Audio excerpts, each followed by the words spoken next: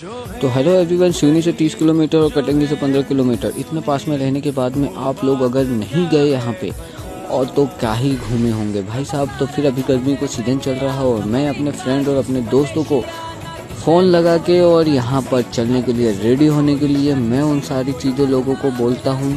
और जो भी है आपके फ्रेंड दोस्त, तो आप उनके पिछवाड़े मारो लात और उनका बैग पैक करो और निकल जाओ यहाँ के लिए।